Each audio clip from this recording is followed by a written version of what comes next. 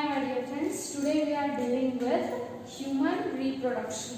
Okay, this is the second chapter of your syllabus. Okay, mainly human reproduction means what? A reproduction we already studied in previous classes. Reproduction means what? Which form the new organism from the parental cells, okay, or parental bodies, right? And after that, the reproduction is commonly we are studying as a sexual and asexual reproduction. Mainly we are particularly studying about the human reproduction, okay? And these human reproduction mainly occur sexual reproduction, okay? And these sexual reproduction, which is how it will be carrying the human. That is our today topic, okay? And after that, these humans are reproduced sexually and they are viviparous. Viviparous means they are give birth to young ones. Okay, oviparous is another.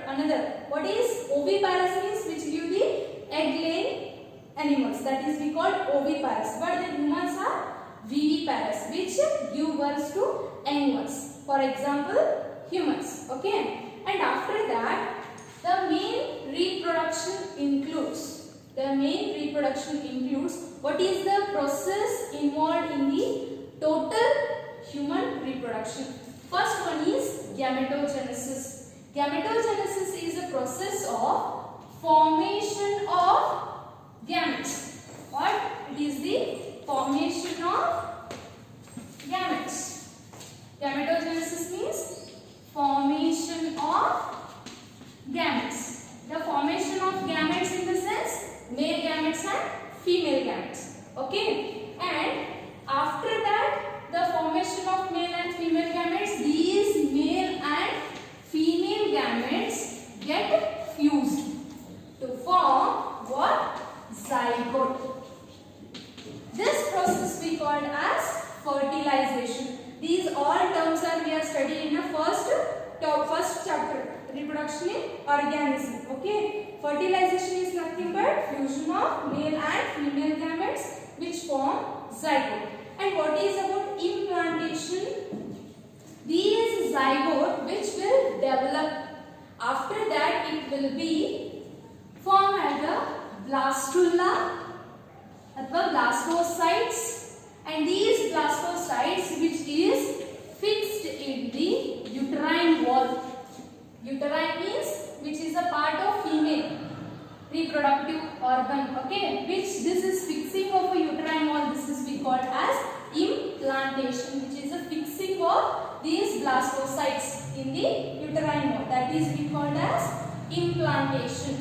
And second, gestation period means the period of a pregnancy. This is the period of development of embryo. This one we called as gestation period. That is a commonly 9 months, 9 days. Okay. And after that, a parturition. The parturition is nothing but a delivery of a baby is called as a parturition, delivery of a baby. That is we called as parturition. Okay. And after that, these are the common processes which are occurred in the human reproduction. Okay. In next, mainly in human reproduction, there are two type of systems. Those are male reproductive system and second one is female reproductive system. Okay, we are studying now one by one. Today we are studying about male reproduction. Okay, these male reproduction system mainly consists of several parts, and in that mainly it will be exists about a pair of testes. This is the male reproductive organ, and after that it is consist accessory ducts. or genital ducts also called. And after that, accessory glands. Accessory glands. And after that, external genital. Okay. And first one is a pair of testes. Mainly these pair of testes which are in the single pair. These are we called as a testes. Okay. And these testes which are mainly present in the pelvic region. This is the abdomen region. Abdomen region, outside it will be occur. Okay. And that is we called as a pelvic region. Pelvic region which is present in a scrotal sac. And these scrotal sac or scrotum which is covered by these testes, which is pouch-like structure which is carrying the testes. What is the main function of scrotum? Which will be maintain the temperature of testes, which about 2 to 2 degrees Celsius. And it is the temperature, within this temperature it will be occur. And above this temperature the sperms are not produced. Therefore, the maintenance of temperature is must and should be required for this spermatogenesis process. Spermatogenesis process is nothing but the formation of sperms. Okay. And next, and these testes which is covered by the germinal epithelial cell. Epithelium cells, and these cells are covered the outside of the testes. And these testes which is covered by the germinal epithelial cells, and second one is Leydig cells. The mainly testes consists mainly these two type of cells. First one is germinal epithelial cells, second one is Leydig cells. And what is these? Germinal cells undergo meiotic division. After that, this one produce male germ cells. Male germ cells, and second one vegetative Sertoli cells. Okay. And these germinal epithelial cells which are present in the here. These testes consist 250 testicular lobules. In that testicular lobules there are 2 to 3 seminiferous tubules are there. These seminiferous tubules are consisting these two type of cells, germinal cells and Leydig cells. And these germinal epithelial cells which is from the male germ cells or spermatozoal cells and Sertoli cell. And these male germ cells which is helps for the formation of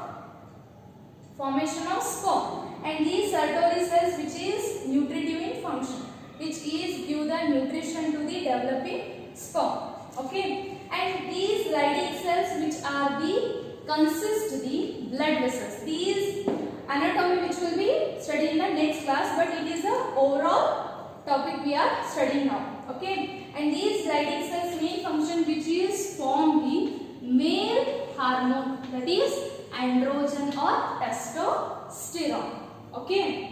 And after that we are consisting the accessory ducts. These accessory ducts are nothing but rete testis, vasa efferentia, epididymis, vasa differentia. These are the ducts which is carried about these sperms, and how it will be carried out. Here, due to the testicular tubules which are formed the sperms. After that it will be the non-motile sperms which will be then transfer into these rete testis. These are network-like structures which will be carry a tube-like structures, that is we called as vasa efferentia. And due to this vasa efferentia which will be go to epididymis.